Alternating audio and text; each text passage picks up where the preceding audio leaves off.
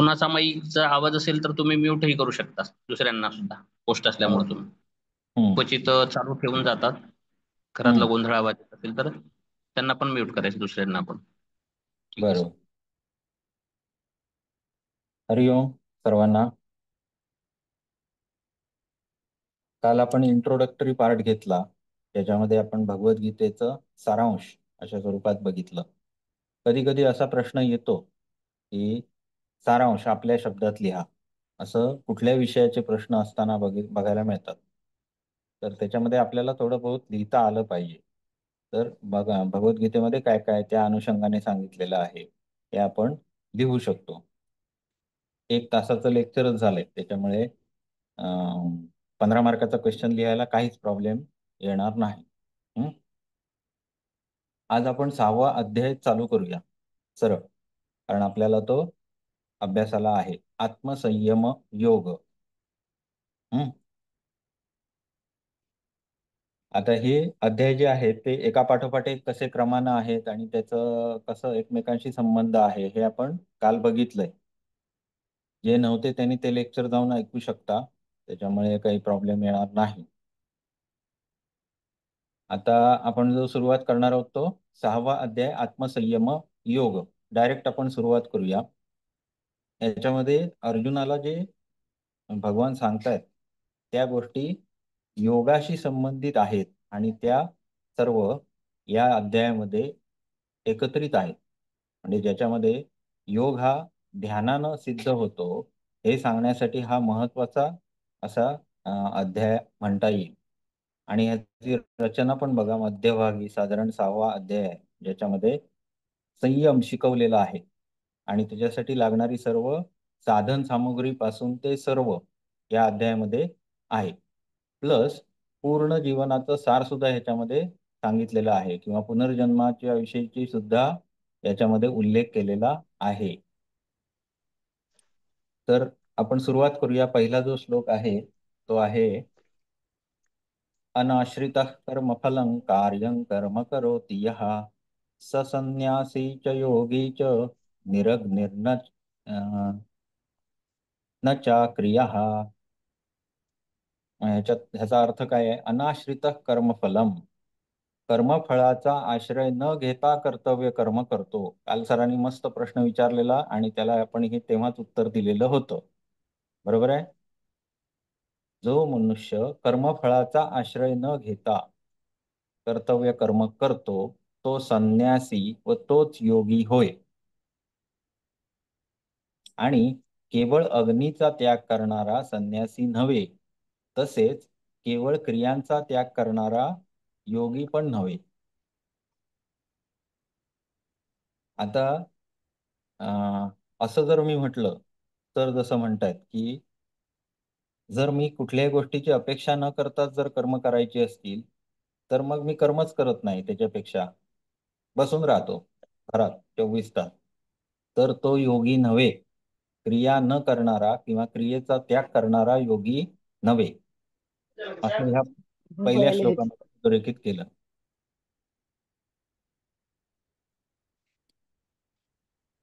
Okay. त्यानंतर अजून काय काय सांगितलंय?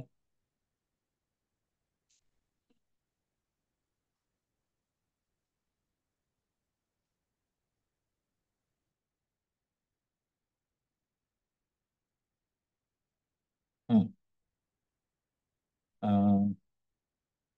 हा, जो पुरुष कर्मफळाचा आश्रय न घेता कर्तव्य कर्म करतो तो संन्यासी व योगी होय. आणि जो नुसता अग्नीचा त्याग करतो म्हणून तो संन्यासी होऊ शकत नाही, आणि जो कर्मांचा त्याग करतो तो योगी पण होऊ शकत नाही. हे पण दोन्ही गोष्टी इथे अधोरेखित केलेल्या आहेत. आता ह्याचा अर्थ व्यवस्थित समजून घेऊन लिहिता आला पाहिजे, त्यामुळे नीट समजून घ्या मी कसं सांगतोय बघा. कर्मफळाचा आश्रय न घेता या शब्दाचा अर्थ काल आपण प्रश्नाच्या उत्तरामध्येच क्लिअर केला. मनुष्य कसं कर्म करतो की काहीतरी उद्देश ठेवून आपलं कर्म असणं स्वाभाविक आहे. परंतु जेव्हा हे मिळालंच पाहिजे असं येतं त्यावेळी मात्र त्याचं दुःख पदरात पडण्याची शक्यता जास्ती असते, कारण फळ आपल्या हातात नाही आहे. ते कोण देणार आहे आपल्याला? भगवान देणार. आपण कर्म करणं तेवढं आपल्या हातात आहे. हम्म हे लक्षात ठेवून जो कर्म करत असतो तो योगी असतो. आलं लक्षात? आणि मग कर्म कुठलं करायचं? जे आवश्यक आहे ते करायचं.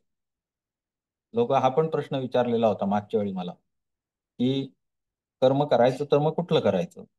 तर जे आवश्यक आहे ते कर्म करायचं आहे. म्हणजे विध्वंस करणे हा चांगलं कर्म आहे का? नाही. पण अर्जुनानं जेव्हा युद्धात विध्वंस केला तो त्याचं कर्तव्य कर्म म्हणून केला. आलं का लक्षात? त्यामुळे कर्तव्य जिथे करणं आवश्यक आहे ते कर्म आपण केलं पाहिजे अशी भगवद्गीता आपल्याला शिकवण देते. प्रत्येक माणसाची परिस्थिती वेगळी असते. एखादा गरीब दरिद्री माणूस त्याच्यासमोर असलेली परिस्थिती वेगळी असेल आणि एखाद्या श्रीमंत घरात जन्मलेला जो माणूस असेल त्याच्यासमोरची परिस्थिती वेगळी असेल आणि दोघांची कर्म करण्याची वेगवेगळी कारणं असू शकतात. तर ती कर्तव्य म्हणून कर्तव्य काय आहे हे समजून घेऊन आपल्याला कर्म केलं पाहिजे. योगाला आल्यानंतर विशेषतः प्रत्येकानं ही गोष्ट लक्षात ठेवणं आवश्यक आहे की आपला जन्म हा मोक्ष प्राप्तीसाठी आहे. त्या अनुषंगाने पण आपल्याला कर्म करणं आवश्यक आहे. प्रत्येक मनुष्य पैसा मिळवणे हा उद्देश ठेवून कर्म करत राहिला तर तो अधोगतीला जाईल. योगातल्या ज्या मी काल पायऱ्या सांगत होतो की आपण एक एक पायरी तरी का होईना वर चढली पाहिजे, असं आपलं आचरण असलं पाहिजे, असा आपला योगातला अभ्यास हळूहळू वाढत गेला पाहिजे.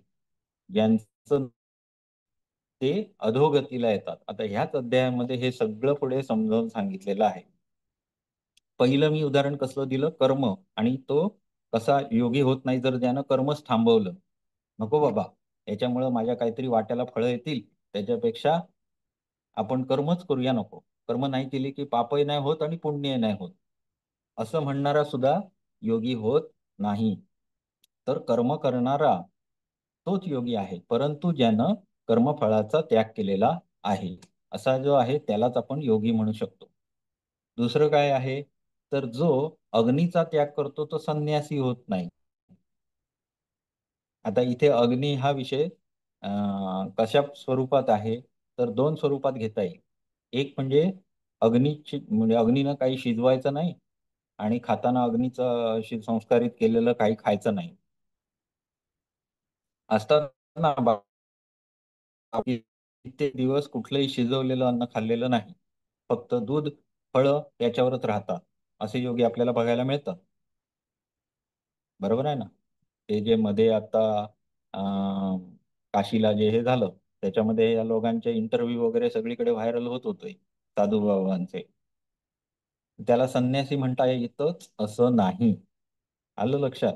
प्लस अग्नी याचा अर्थ दुसरा पण आहे की वेदामध्ये अग्नी कुठे संदूषण करायला सांगितलेलं आहे? तर सगळे जे यज्ञ आहेत त्यासाठी अग्नीचा वापर करायला सांगितलेला आहे. म्हणजे यज्ञ कर्म ही जी आहेत ती जो करण्यात आहे त्याला आपण संन्यासी म्हणू शकतो का नुसतं? तर तो सुद्धा नाही. या दोन्ही याच्यामध्ये भगवंतांना सुचवायचं काय आहे? तर तुम्हाला खरा योग कशात आहे हे समजून घेण्याची आवश्यकता आहे असं भगवंतांना सुचवायचं आहे.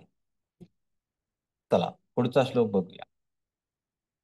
न संन्यासमिति प्राहुर योगम तम विद्धि पांडव न ह्यसन्न्यस्त संकल्पो योगी भवति कश्चन. हे पांडवा, म्हणजेच काय? पांडव म्हणजे कोण? करा माईक चालू करा, बोलायला चालू करा. पांडव म्हणजे अर्जुन. अर्जुन. अर्जुन. हे पांडवा, हा हा ज्याला संन्यास असे म्हणतात तोच योग आहे असे तू समज. कारण संकल्पाचा त्याग न करणारा कोणीही पुरुष योगी होत नाही, कर्मफलांचा त्याग करणारा. आता तुम्ही समजा एखाद्यानं एखादी गोष्ट चालू केली, तर संकल्प करून त्या गोष्टीवर मार्गाक्रमण करणे हे त्याच्या हातात आहे, फळ मिळवणे हातात नाही आहे. योगी किंवा संन्यासी ही कल्पना साम्य असलेलीच आहे. ज्याला वैराग्य आलेला आहे, जो वैराग्ययुक्त जीवन जगू शकतो, तो संन्यासी. आता वैराग्य ह्या शब्दाचा अर्थच कसा आहे, तर जे अं, आपल्याला प्रा नेहमीच्या अवस्थेमध्ये देणारी सुख देणाऱ्या ज्या गोष्टी आहेत त्याच्यामध्ये दुःख पाहणारा, ज्याला आपल्या अंतरीण चेतन तत्वाची ओढ लागलेली आहे, जो प्रकृतीच्या गुणांमध्ये इंटरेस्टेड नाही, असा जो आहे तो म्हणजे वैरागी किंवा संन्यासी. आलं लक्षात? तर हा जो योगी आहे तो संन्यासी असू शकेल, संन्यासी योगी असू शकेल, परंतु याला संन्यास किंवा योग काय आहे हे समजलेलं नाही. याला मूळ कारण काय आहे, तर त्यानं कर्मफळाचा त्याग केलेला नाही, त्याचा आश्रय घेऊनच तो वागत आहे. याचा अर्थ त्याला आसक्ती शिल्लक आहे. येतंय का ध्यानात?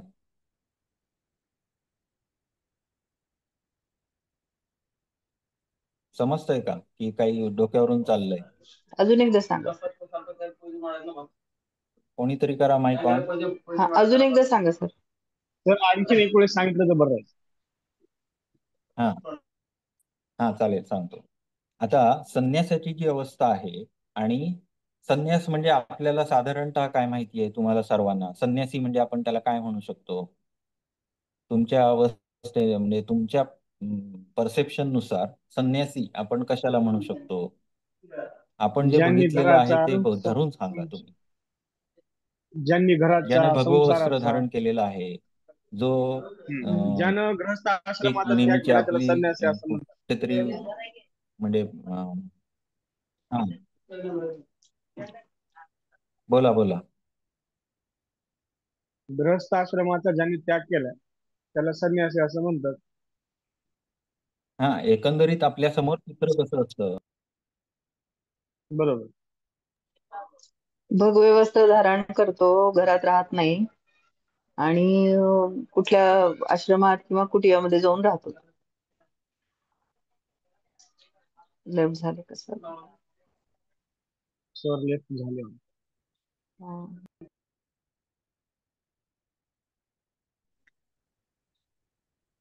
ओके, माझं कट झालं होतं इंटरनेट मध्ये, मी गायबच झालेलो. आता येतंय ना ऐकू परत? हा, हो सर.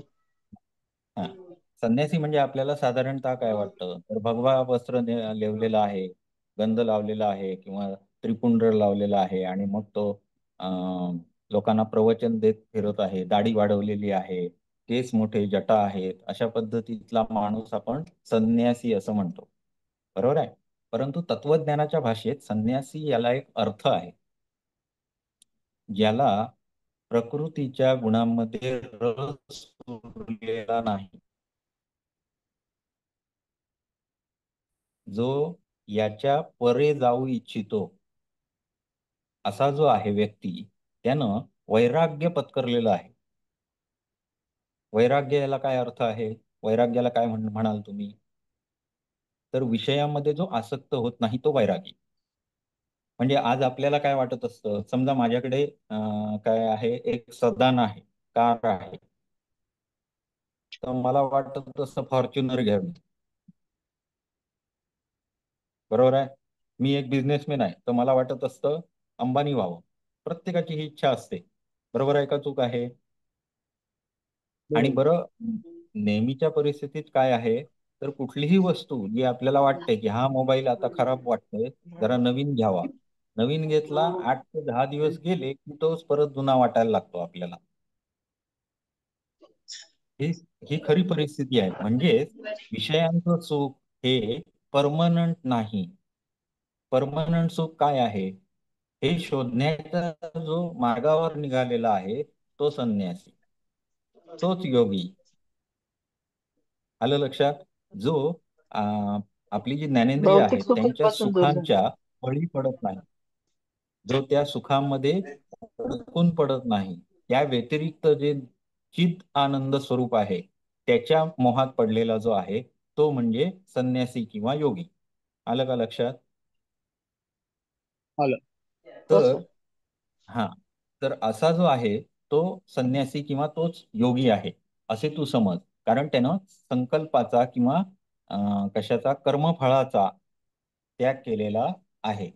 तो जी कर्म करत असतो ती कर्म दैनंदिन त्याला आहेतच की नाही. ज्या अर्थी त्याला शरीर आहे तरी त्या अर्थी त्याला भूक लागत असते. तो तरी तपाचा आदर करतो, तपाचा आधार घेतो संन्यासी होण्यासाठी, शरीराला तापवतो विविध कंडिशन मध्ये, आणि त्याची आस एकच असते, चिदानंद तत्वापर्यंत पोहोचायची. जो दैनंदिन जे छोटे छोटे आनंद असतात त्याला महत्व देत नाही. आलं लक्षात? आणि संकल्पांचा तो त्याग करतो. मग असा जो असतो तो, त्यानं जर आपल्या कर्मफळांचा जर त्याग करू शकत नसेल तर तो योगी म्हणवता येणार नाही. हे भगवंतांनी इथे सांगितलेलं आहे. म्हणजेच जेव्हा तुम्ही योगसूत्र शिकायला सुरुवात कराल तेव्हा तुम्हाला ही गोष्ट प्रकर्षाने जाणवेल. तिथे परवैराग्य, अपरवैराग्य आणि परवैराग्य अशी दोन वैराग्याचे स्वरूप सांगितलेले आहेत. आणि हे अपर आणि परवैराग्य जेव्हा तुम्ही अष्टांग योगाचा अभ्यास सुरू करता, अष्टांग योग म्हणजे काय? यम नियम आसन हा प्राणायाम प्रत्याहार धारणा ध्यान समाधी. हा, तर त्याच्यातलं प्राणायामानंतरचं अंग कुठचं आहे? एवढं शिकायचं बस झालं. प्रत्याहार. काही काम यम नाही नियम आसन सध्या. प्रत्याहार प्राणायाम आहे. प्रत्याहार. हा. हा, प्रत्याहाराचा अर्थच हा आहे की इंद्रियांना आपल्या विषयांपासून तोडणे. हो. बरोबर आहे. जेव्हा आपण हो. प्रॅक्टिसेस सुरू करतो अष्टांगाचे तेव्हा ऑटोमॅटिक आपल्याला या सर्व गोष्टी यायला सुरुवात होते. कारण हा जो मार्ग आहे तो कनिष्ठ साधकांसाठीच सांगितलेला आहे. आपल्यासारखे जे लोक या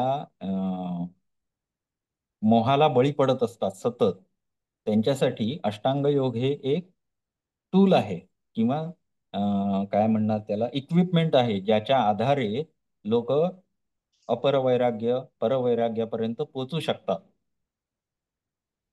तर अशा पद्धतीत हा जो अपरवैराग्य परवैराग्यापर्यंत पोहोचलेला आहे त्यालाच आपण योगी म्हणू शकतो. जो नाही त्याला म्हणू शकत नाही. त्यामुळे आता तुमच्या लक्षात आलं असेल की मला कसं सांगायचं आहे. हम्म, तर त्याच्या आधीच्या स्थितीमध्ये जो असतो त्याला संन्यासी किंवा योगी आपण नाही म्हणू शकत. पुढे, आरुरुक्षोर्मुनेर्योगम कर्म कारणमुच्यते, योगारूढस्य तस्यैव शमः कारणमुच्यते. आता इथे एक संकल्पना येते, योगारूढ. आणि ह्याच्यावर क्वेश्चन येतात. कशा तरी स्वरूपात एक क्वेश्चन पडलेला आढळतो. त्यामुळे योगारूढ ही संकल्पना आहे, ही कशा पद्धतीनं यांनी समजावून दिलेली आहे हे आपण आता चालू करणार आहोत.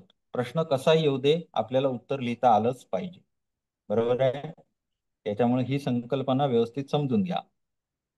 काय आहे तर योगावर आरूढ होण्याची इच्छा असणाऱ्या मननशील पुरुषाला योगाची प्राप्ती होण्यासाठी निष्काम कर्म करणे हाच हेतू सांगितलेला आहे. हेतू म्हणजे काय?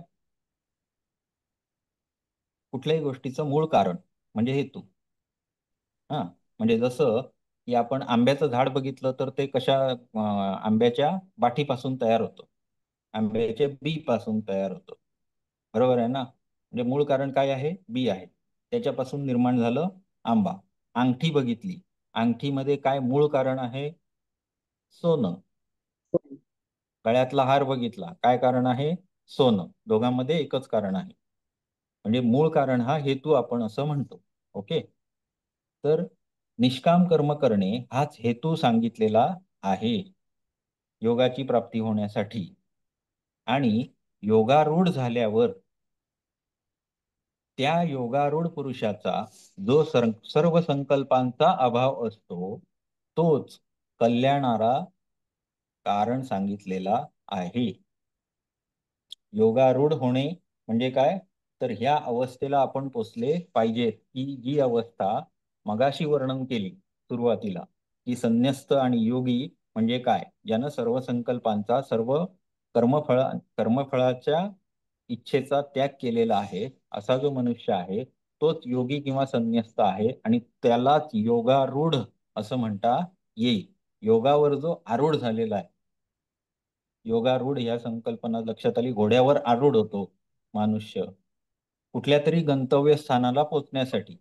आरूढ होतात ते कशासाठी, कुठेतरी जायचं आहे, पोचायचं कुठे आहे, मोक्ष कैवल्य या पदापर्यंत पोचायचं आहे. आणि त्याला आपण काय आश्रय म्हणजे कशाच्या स्वरूपात जाणार आहोत, तर योगाच्या आश्रयाने जाणार आहोत. योगारूढ होऊन आपण तिकडे जाणार आहोत. आलं लक्षात? ठीक आहे.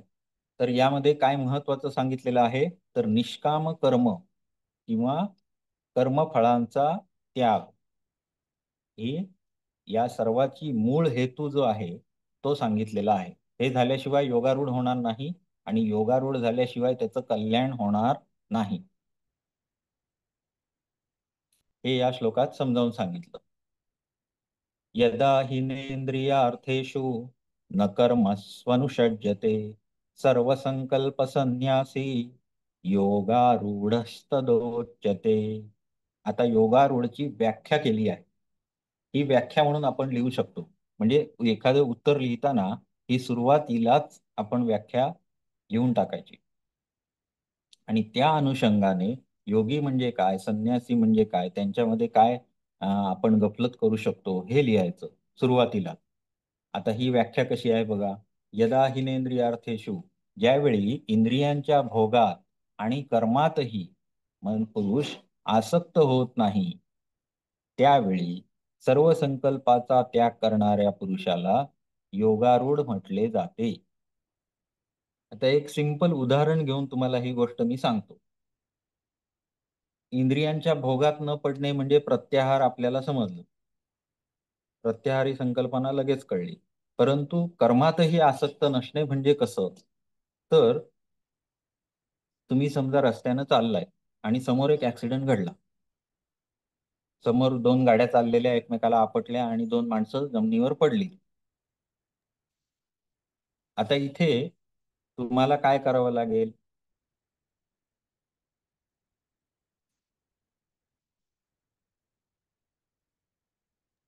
बोला, कोणीतरी बोला. पीडितांना बाहेर काढून हॉस्पिटलपर्यंत नेण्याची सोय करणे, हा जखमींना. हा आता हे बघा, हे तुम्ही ठरवलंय का, नाही, तुमच्यावर आलेली परिस्थिती आहे ही. बरोबर आहे का? दोन गोष्टी असतात, एक असतं आपल्यावर ओढवलेली परिस्थिती आणि एक असते आपण निर्माण केलेली परिस्थिती. आपण जी निर्माण केलेली परिस्थिती असते त्यातून आपण काय करत असतो, अपेक्षा करत असतो की मी आज MA योगाला ऍडमिशन घेतली तर मला हे सर्टिफिकेट मिळेल, मग या सर्टिफिकेटच्या आधारे मी इथे अप्लाय करू शकतो, मी नेट देऊ शकतो, मी हे करू शकतो, मी ते करू शकतो, असं असतं. परंतु काही परिस्थिती अशा असतात ज्या आपल्यावर ओढवतात. उदाहरणार्थ एखाद्याच्या आई वडिलांचा मृत्यू होणे, ओढवलेली परिस्थिती. वाईट परिस्थिती फक्त आपल्याला जाणवते, चांगल्या परिस्थितीच्या बाबतीत आपण तसा विचार करत नाही. परंतु योगी जो असतो त्याला सुख आणि दुःख दोन्ही सारखीच असतात. राहील का लक्षात? म्हणजे समजेल का हे मी सांगतोय, हे समजतंय ना तुम्हाला? ओके. तर जो इंद्रियांच्या भोगात आणि कर्मातही पुरुष आसक्त नसतो, म्हणजे आता हे कर्तव्य कर्म आहे की त्याला त्या माणसांना उचललं पाहिजे, हॉस्पिटलमध्ये नेलं पाहिजे, हे कर्तव्य कर्म आहे. आणि हे करून झाल्यानंतर तो मनुष्य पुन्हा त्या माणसांकडून कुठलीही अपेक्षा न ठेवता तिथून निघून जाणे, हा योगी. आलं का लक्षात? बरीच माणसं काय करतील, नाही बघूया त्याचं काय आहे, त्याचा नंबर काय आहे, मग तो काय करतो, त्याच्याकडून अजून काय अपेक्षा आहे का आपल्याला बघता येईल, पुढे जाऊन त्याला काहीतरी फोन केला, बऱ्याच गोष्टी अशा घडत असतात. परंतु या सर्वाचा सुद्धा कर्माचा आश्रय घेणे, परंतु कर्मफलाचा मात्र अजिबात आश्रय न घेणे. कर्तव्य कर्माला न चुकणे, परंतु कर्मफलाचा मात्र इच्छाच न ठेवणे. ही गोष्ट आपल्या दैनंदिन व्यवहारामध्ये जो पुरुष आचरण करत असतो असा योगी आहे. ज्यावेळी इंद्रियांच्या भोगात आणि कर्मातही पुरुष आसक्त होत नाही, त्यावेळी सर्व संकल्पाचा त्याग करणाऱ्या त्या पुरुषाला योगारूढ असं म्हटलं जाते. आलं लक्षात? एकदम सिंपल व्याख्या केलेली आहे. ही व्याख्या आधी सुरुवातीला लिहायची. जेव्हा कधी तुम्हाला योगारूढचा प्रश्न येईल तेव्हा सुरुवातीला ही व्याख्या लिहायची. ह्या श्लोक पाठच करून टाका. त्याच्या आधीचा श्लोक सुद्धा मस्त आहे, तो पण पाठ करू शकता. पुढे त्याच्या पुढचा श्लोक आहे उद्धरेदात्मनात्मानं नात्मानमवसादयेत् आत्मैव ह्यात्मनो बंधुर आत्मैव रिपुरात्मनः. शब्दांची किती सुंदर हे केलेली आहे बघा, अक्षरांची जुळवाजुळव. म्हणताना जिभेला ट्विस्ट होऊ शकतो. बरोबर आहे. उद्धरेदात्मनात्मानं नात्मानमवसादयेत् आत्मैव ह्यात्मनो बंधुर आत्मैव रिपुरात्मनः. सुरुवात कशी आहे? उद्धरेत आत्मनात्मानं, स्वतःचा उद्धार, आत्मानम उद्धारम, आपणच केला पाहिजे. स्वतःचा उद्धार स्वतःच केला पाहिजे. नात्मानम अवसादये, स्वतःचा कधीही काय अवसाद करून घेऊ नये किंवा अधोगतीला स्वतःला लावू नये कधीही. कारण आत्मैव ह्यात्मनो बंधू, आत्माच स्वतःचा मित्र आहे आणि स्वतःचा शत्रू सुद्धा आहे, असा हा श्लोक आहे. या श्लोकाचा खूप गंभीर अर्थ आहे. जसं तुम्ही तत्वज्ञान शिकत जाणार तसं हे तुम्हाला लक्षात येत जातं. आता जेव्हा आपण म्हणतो की आपल्याला अष्टांग योग जर विचार केला तर आपण यमनियमापासून सुरुवात करायची आहे. नियमात आपण जेव्हा निपुण होऊ त्याच्यानंतरची गोष्ट आसन आहे, त्याच्यानंतरची गोष्ट प्राणायाम आहे, त्याच्यानंतरची गोष्ट प्रत्याहार आहे, त्याच्यानंतरची गोष्ट धारणा, ध्यान आणि समाधी आहे. आता जर विचार केला तर ह्या एक एक पायऱ्या आहेत असा विचार करा. आणि सर्वात शेवटची पायरी काय आहे तर ध्यान, किंवा ज्याला आपण समाधी अवस्था असं म्हणू, तिथपर्यंत आपल्याला पोचायचं आहे. ह्या पायऱ्या आहेत. आता जर तुमचं आचरण यम नियमामध्येच बसत नाहीये तर तुम्ही खालच्या पायरीला आलं का लक्षात?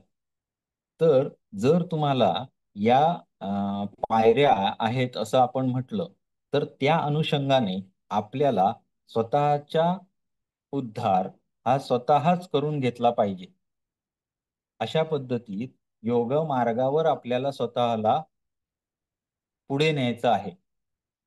आपल्याला स्वतःला अधोगतीला आणायचं नाही. हे या श्लोकामधून त्यांनी अधोरेखित केलेलं आहे.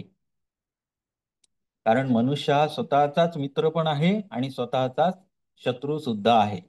त्याच्यामध्ये दैवी संपत्ती आणि आसुरी संपत्ती हे म्हणजे जो श्लोक आहे, जो पुढचा अध्याय जो 16वा आपल्याला आहे, त्या अध्यायामध्ये हे आणखीन तुम्हाला प्रकर्षाने जाणवायला लागेल. स्वतःच्या उद्धारासाठी मनुष्याने स्वतःच प्रयत्न केलेला पाहिजे. आता इथे असणारे योगाला तुम्ही ऍडमिशन घेतली म्हटल्यानंतर हा ईश्वरी संकेतच म्हणावा लागेल, जेणेकरून तुम्ही या मार्गावर येण्यासाठी काहीतरी पावलं उचलता आहात सर्वजण. त्याच्यामुळे स्वतःच्या उद्धारासाठी घेतलेलं हे पाऊल आहे, याच्यावर विश्वास ठेवायचा. नुसता अभ्यास करून परीक्षेत पास होऊन सर्टिफिकेट घेऊन कुठेतरी नोकरीसाठीच आपण करतोय का असा विचार म्हणजेच कर्मफलाचा विचार आहे, हे लक्षात ठेवा. ते आपल्यासाठी ठीक आहे, झालं ओके, नाही झालं तरी ओके. कारण हा योग मार्गावर नेणारा अभ्यासक्रम आहे ज्याचा तुम्ही अभ्यास करताय. आणि आयुष्याचं जे रहस्य आहे, जो सर्वात शेवटचा टप्पा आहे, तो गाठण्यासाठी इतर कुठले अभ्यासक्रम उपयोगी पडणार नाही. हाच अभ्यासक्रम तुम्हाला योग मार्गावर योगारूढ करून उद्धार करण्यासाठी आवश्यक आहे. आलं लक्षात? त्यामुळे प्रत्येकानं याचा व्यवस्थित अभ्यास करणं आवश्यक आहे, समजणं आवश्यक आहे. परीक्षेत मार्क किती पडू देत त्याचा काही प्रश्न येत नाही, परंतु समजून घेणं आणि त्यानुसार आचरणामध्ये आपल्या बदल घडवणं हे आपलं काम आहे आणि त्याला आपण चुकायचं नाही. ठीक आहे, पुढचा श्लोक घेऊया. उद्धरेद आत्मनात्मानं श्लोक झाला, 5वा श्लोक झाला. आता पुढच्या श्लोकामध्ये बंधुरात्मात्मनस्तस्य येनात्मैवात्मना जितः अनात्मनस्तु शत्रुत्वे वर्तेतात्मैव शत्रुवत्. ज्या जीवात्म्याने मन व इंद्रियांसह शरीर जिंकले आहे, त्या जीवात्म्याचा तो स्वतःच मित्र आहे. आणि ज्याने मन व इंद्रियांसह शरीराला जिंकलेलं नाही, तो स्वतः शत्रूप्रमाणे शत्रुत्व करतो. तत्वज्ञानामध्ये ही संकल्पना एक समजून घेणं आवश्यक आहे. याची सुरुवात अगदी कशी झाली असेल याचा जर विचार केला तर जेव्हा आपल्याला एखादी गोष्ट समजते, कोणाला समजते? काय उत्तर द्याल तुम्ही?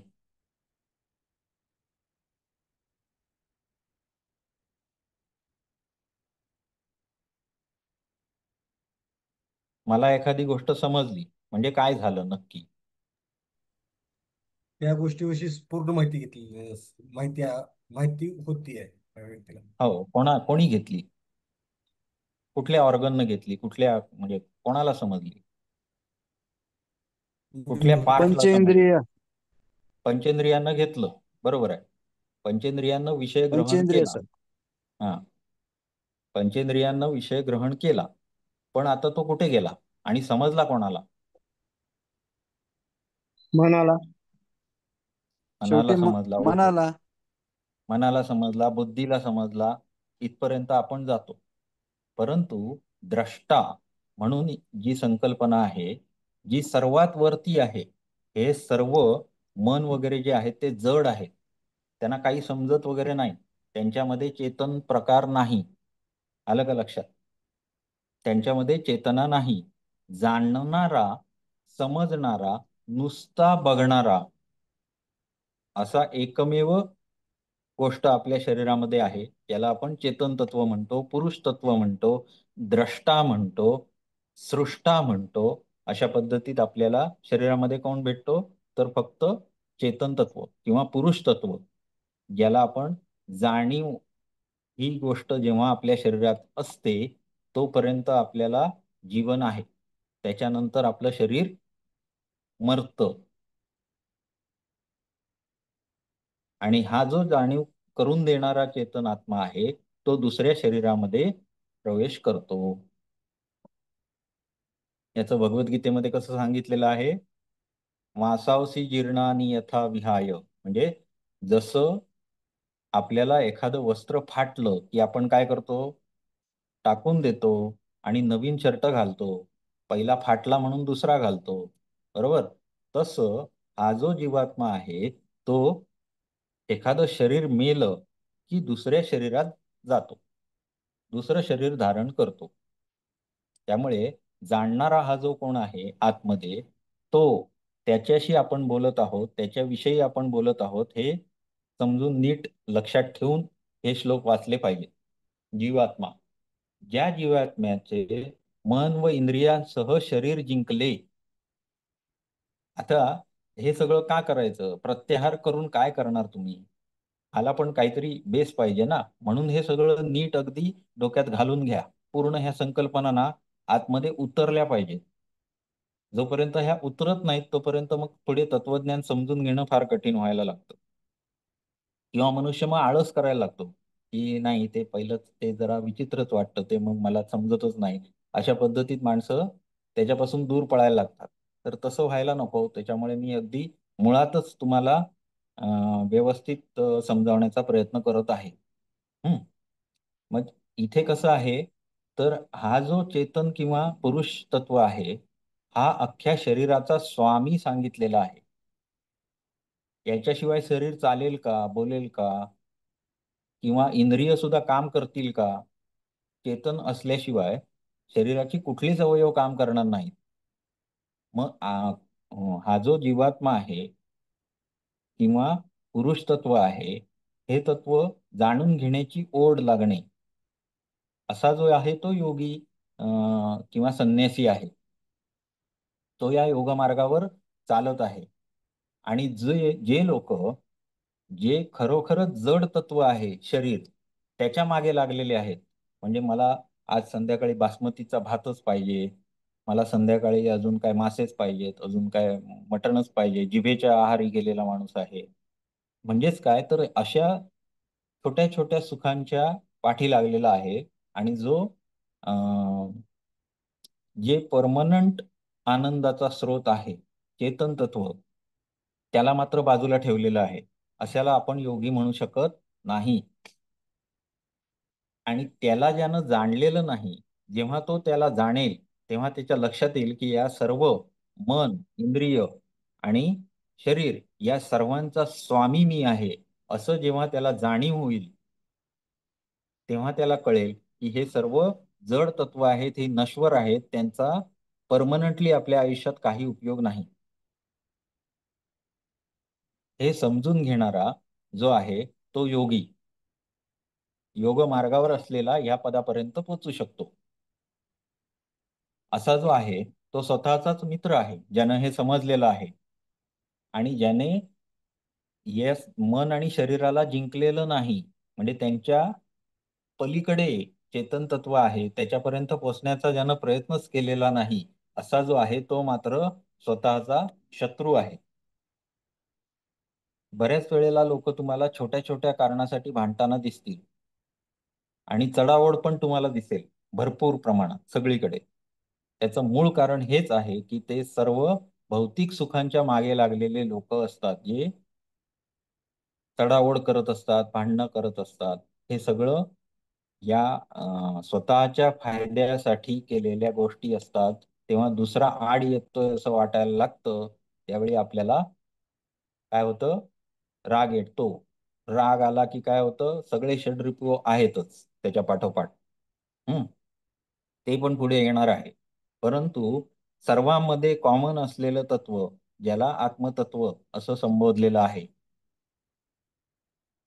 परमात्म्याचा अंश असं समजलेलं आहे, ते एकमेकाचा दुश्मन कधीच नव्हतं आणि कधीच होणार पण नाही. ते सर्वांमध्ये सारखं आहे. हे समजणारा व्यक्ती जो आहे तो योग मार्गावर आहे, हे समजून घेतलं पाहिजे. पुढे म्हणजेच स्वतःच्या शरीराचा स्वामी म्हणून आत्म्याचा स्वीकार करणं किंवा आत्म्याला शोधून काढणं, स्वतःच्या शरीराचा स्वामी शोधून काढणं आवश्यक आहे. त्याच्याशिवाय या मन, इंद्रिय आणि शरीर याच्यावर आपल्याला प्रभुत्व गाजवता येणार नाही. भगवद्गीतेत इथे स्पष्ट सांगितलेलं आहे. जितात्मनः प्रशांतस्य परमात्मा समाहितः शीतोष्ण सुख दुःखेषु तथा मानापमानयोः. जितात्मनः, ज्याला मन जिंकलेलं आहे असा. जितात्मनः म्हणजे आता आपण बोलताना म्हटले सर की मनाला समजतं, पण त्या मनाला जिंकणारा, मनालाही स्वामित्व दाखवणारा असा जो आत्मतत्व आपल्या शरीरामध्ये आहे, त्याला जाणल्यानंतर तो या सर्वांचं स्वामीपद स्वीकारतो. आलं का लक्षात? तो त्यांचा स्वामी आहे हे सिद्ध झाल्यानंतर असा जो मनुष्य असतो त्याच्यामध्ये काय काय बदल होतात बघा.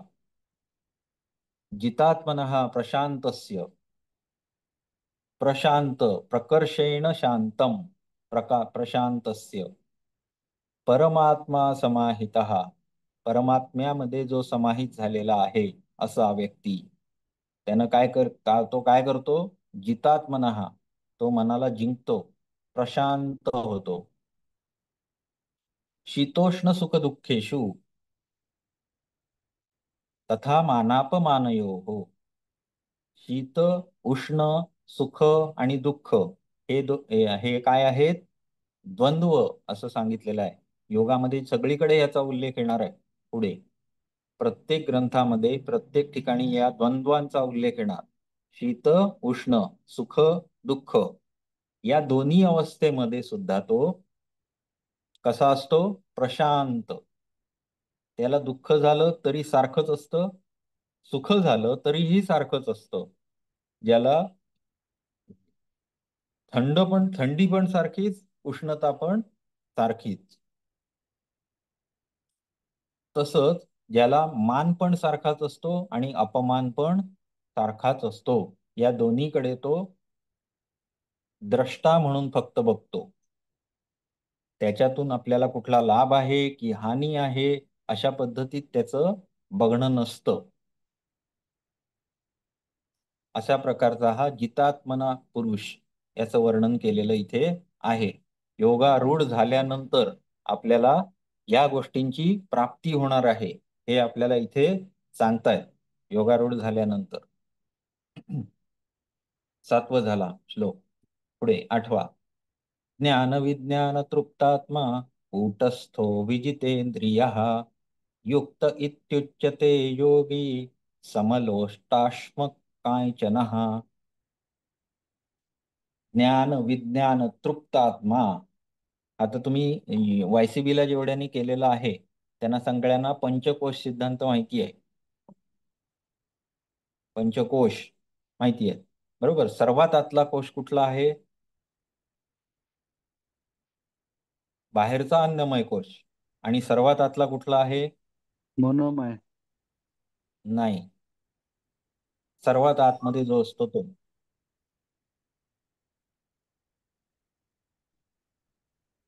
आनंदमय कोश. आनंदमय कोश. त्याच्या बाहेर त्याच्या बाहेरचा आहे तो विज्ञानमय कोश. ओके, असो. तर याचं अंतःकरण, कोणाचा तरी माईक चालू राहिलाय, करतो म्यूट. थांबा, केलाय, म्यूट केलाय. तर ज्ञान विज्ञानाने तृप्त झालेला, कूटस्थो, निर्विकार अशी स्थिती या योगाची झालेली आहे, ज्याचं अंतःकरण ज्ञान आणि विज्ञानानं पूर्ण भरून गेलेलं आहे.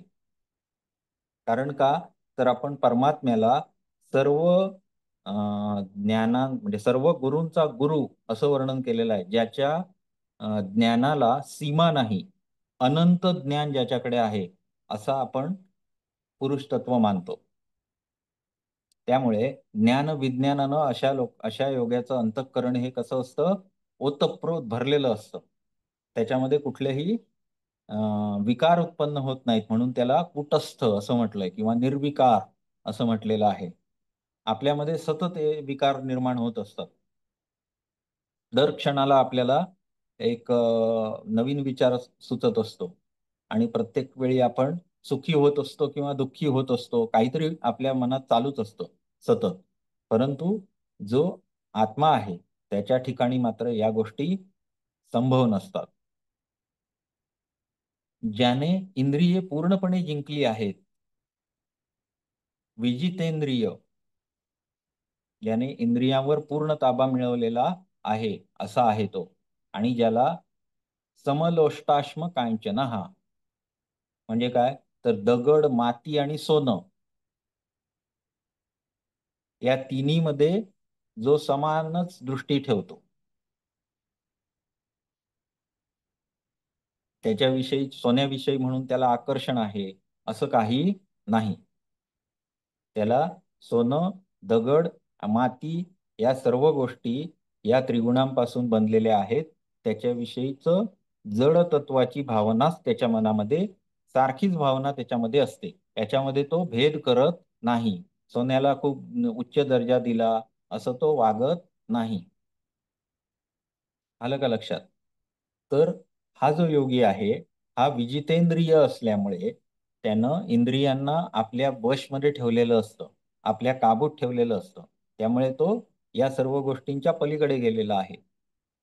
तो योगी युक्त म्हणजेच भगवंताला योगयुक्त असं म्हणता येईल. असा जो योगी आहे तो योगयुक्त आहे असं म्हटलं पाहिजे, असं या श्लोकाचा अर्थ आहे. तर एक शेवटचा श्लोक घेऊन आज इथे आपण थांबूया. सुहृन्मित्रार्युदासीन मध्यस्तद्वेष बंधुषु साधुष्वपि च पापेषु समबुद्धिर्विशिष्यते. सुहृद की म्हणजे सुहृद म्हणजे कोण? तर आपले अगदी जवळचे, म्हणजे आई असेल, बाबा असतील, भाऊ बहीण, हे सगळे सुहृद झाले. त्यानंतर मित्र, शत्रू, आणि काही जे मला ओळखतही नाहीत अशा लोकांना आपण काय म्हणू शकतो? उदासीन लोक. माझ्याविषयी कुठल्याही भावना नाही त्यांच्या मनामध्ये, असे लोक म्हणजे उदासीन. मध्यस्थ द्वेष बंधुषु, हा, मध्यस्थ द्वेष करण्याजोगा बांधव, सज्जन आणि पापी याविषयीचा समान भाव ठेवणारा अत्यंत श्रेष्ठ आहे. आता इथे जर विचार केला तर हे सगळे काय आहेत? योगारूढ पुरुषाची लक्षणं आहेत.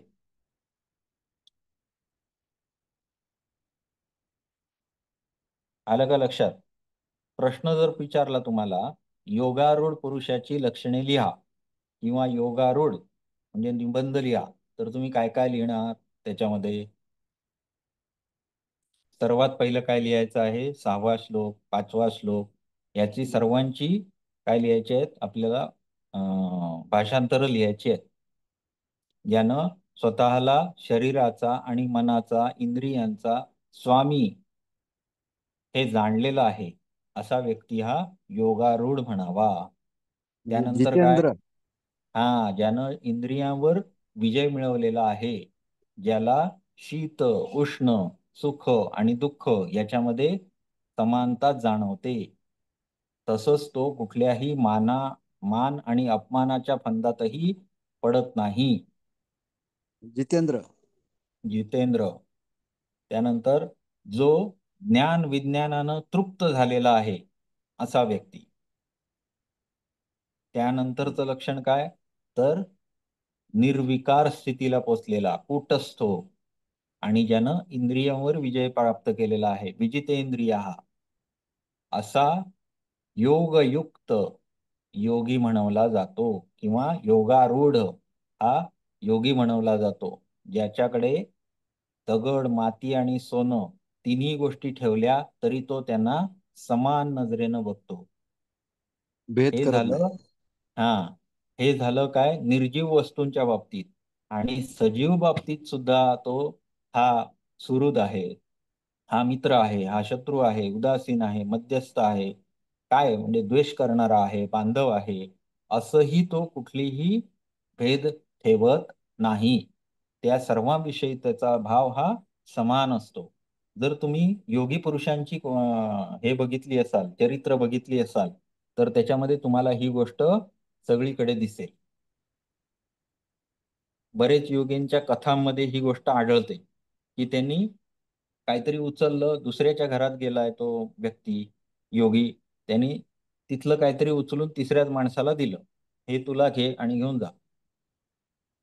असं करणारे अनेक योगी तुम्हाला म्हणजे त्यांच्या चरित्रामध्ये ह्या सगळ्या गोष्टी वाचायला मिळतात. कारण का? सर एक त्यांच्या प्रश्न दृष्टीने सर मौल्यवान वगैरे काही नाही. हा बोला. सर एक प्रश्न विचारायचा होता. हा बोला. म्हणजे आता त्या योगीचे हे लक्षण आहेत, मग त्याला हा आपल्या देशावर जेवढं प्रेम आहे तेवढं दुसऱ्या देशाबद्दल प्रेम राहतंय का? दुश्मनाच्या हो हो देशाबद्दल? हो हो हो हो. कारण का? तर हा जो असतो तो सर्वांमध्ये परमात्मा तत्व पाहत असतो. तेच मगाशी मी तुम्हाला काय समजावून सांगितलं की मनुष्य हा नाकानं, कानानं, डोळ्यानं वेगवेगळा आहे, परंतु त्याच्यामध्ये असणारं चेतन तत्व जे परमात्म तत्वाचा अंश त्या सर्वांच्या मध्ये आहे तो सर्वांमध्ये सेमच आहे. आणि तो जाणतो जो तो सर्वांना एक समानच बघतो. त्याच्या दृष्टीने उच्च नीच मान अपमान, हा बंधू आहे, हा भाऊ आहे, हा म्हणून याला फेवर करायचा, असं काही त्याच्यामध्ये नसतं. त्याच्या हृदयामध्ये जेव्हा करुणा असते तो त्याचा वापर करून तो जे कर्तव्य कर्म त्याला करायचं असतं ते तो करत असतो. त्यामुळे आपल्याला जे साक्षात्कारी पुरुष म्हणून ज्यांना आपण बघतो, ज्यांनी काहीतरी हे केलेले आहेत, काय म्हणतात त्याला,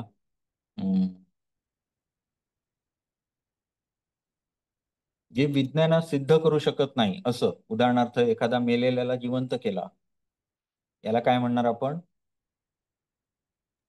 सिद्धी प्राप्त चमत्कार. केली. हा, सिद्धी म्हणा किंवा चमत्कार करून दाखवणं. परंतु याच्यामध्ये त्यांचा भाव काय असतो हे करून दाखवण्यामध्ये? सिद्धी समजा त्यांनी प्राप्त केली, परंतु त्यांनी स्वतःसाठी त्याचा काही वापर केलाय का? नाही. त्यांनी दुसऱ्याच्या कल्याणासाठी त्याचा वापर केलेला असतो. मग याच्यामध्ये तो बंधू आहे, मित्र आहे, आपल्याच घरातला कोणतरी आहे. मला सिद्धी प्राप्त झाली म्हणून मग घरातल्या सगळ्यांना मी सोनं बनवून दिलं, घरातल्या स्टीलच्या भांड्यांचं सोनं करून टाकलं, असं कोणी करत नाही. असा जो योगी आहे तो सर्वांमध्ये समान भाव ठेवतो, सांगायचं हेच आहे. आणि कर्तव्य कर्म करतो नाही असं नाही. म्हणजे तो सकाळी उठतो, तो नित्य कर्म करतो, त्याच्या वाटेला आलेलं जे कर्म आहे तो व्यवस्थित पार पडत असतो. आलं का लक्षात? परंतु कुठल्याही कर्मफळाची तो अपेक्षा ठेवत नाही कर्म करत असताना. आलं लक्षात? आणि याच्या दृष्टीनं जसं जड पदार्थांमध्ये भेदभाव तो करत नाही, निर्जीव पदार्थांमध्ये तो भेदभाव करत नाही, तसाच सजीवांमध्ये सुद्धा तो भेदभाव करत नाही. आणि याचं कारण काय असतं? तर सर्व पदार्थांमध्ये, सर्व गोष्टींमध्ये परमात्म तत्व बघण्याची त्याला सवय लागलेली असते, किंवा सगळीकडे त्याला परमात्म तत्व दिसत असतं. आलं का लक्षात? आता जर तुम्ही आता सगळ्याचा गंभीरतेनं जसं पुढे जाणार तसं तुमच्या योगसूत्र जेव्हा अभ्यासाला लागाल त्यामध्ये या सर्व गोष्टींचा पूर्ण काय म्हणतात त्याला, तुम्हाला तुमच्या लक्षात येईल की परवैराग्य म्हणजे काय, अपरवैराग्य म्हणजे काय, परवैराग्य म्हणजे काय. आणि त्याच्या पुढे गेल्यानंतर, म्हणजे त्याच्या पुढे असं नाही म्हणत आहे, या अवस्थेमध्ये जी प्रज्ञा प्राप्त होते त्याचे काय लक्षणं आहेत, तर ही सर्व लक्षणं जशी तुम्हाला येत जातील तसं हे तुम्हाला आणखी उलगडत जाणारच आहे. परंतु आता मी जेव्हा तुम्हाला सांगतो एकदम बर्डन सगळ्याच विषयांचं टाकत नाहीये. जनरली आपण योगी म्हणजे काय समजतो, आणि जिथे आत्मसंयम योगाच्या अध्यायामध्ये भगवंतांनी जे वर्णन केलेलं आहे योगारूढ मनुष्याचं, ते वर्णन कसं आहे हे आपण नीट लक्षात ठेवून त्या अनुषंगाने योगी या तत्वाकडे बघण्याची आवश्यकता आहे. ठीक आहे, आज आपण इथे थांबूया, उरलेलं उद्याच्या भागात बघू. सर्वांना हरिओम. तर एक विचारायचं होतं, बोला ना. मग त्यांचा उपयोग कोणासाठी सर? योगी लोकांचा उपयोग अं, कोणासाठी? ते सगळ्याला हा, योग मार्ग हा स्वतःच्या उद्धारासाठी आहे, हा. स्वतःच्या उद्धारासाठी आहे. प्रत्येक पुरुषाचं, म्हणजे स्त्री आणि पुरुष असं वेगळं समजू नका, पुरुष तत्व नाही, नाही. हा. स्त्रीमध्ये सुद्धा आहे आणि पुरुषामध्ये सुद्धा आहे. उद्धार करणे म्हणजे काय करणे, तर कैवल्यापर्यंत घेऊन जाणे, म्हणजे जो परत परत जन्माचा फेरा आहे तो नष्ट करणे. दैनंदिन जे आपलं जीवन आहे त्याच्यामध्ये जे त्रिगुण आहेत, प्रकृती तत्व चिकटलेलं आहे पुरुषाला, ते वेगळं आहे हे समजून घेणे, याला आपण काय म्हटलेलं आहे, कैवल्य अवस्था किंवा मोक्षप्राप्ती. मोक्षप्राप्ती हे आपल्या जीवनाचं उद्दिष्ट आहे हे समजून काम करणारा असतो तो. ठीक आहे. हा.